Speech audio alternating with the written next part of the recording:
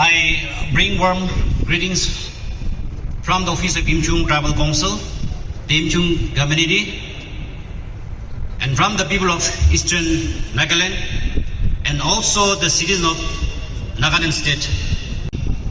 Today, I stand here with immense happiness to share this moment with all of you. Though the formal brotherhood agreement was between two communities, let it be clearly known that it represents all Nagas. We are one family. We are one people.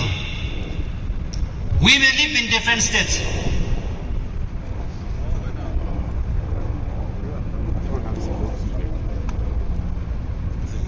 and different region, and even different countries, but our roots remain the same.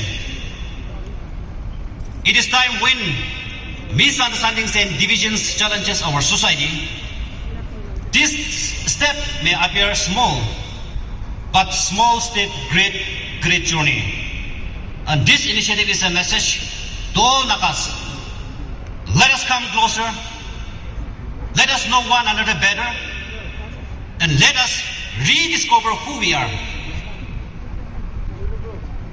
Today, Lungaini, also known as the Naga Seed Sowing Festival, it is one such step for our society, and it holds great significance of the Nagas. Agriculture has always been the primary livelihood of our people, that is Naga people, and thus most of the Naga festivals are closely associated with agricultural activities. So seed sowing festivals are common across Naga society.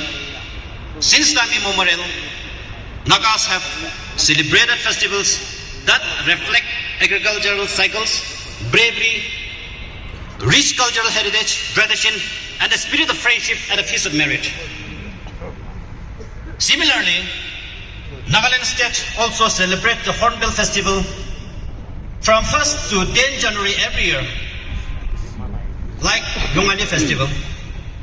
This festival was recognized assistance to each tribe to encourage mass participation of all sections of society and villages. The Nagas have long been known for our unique culture, traditions.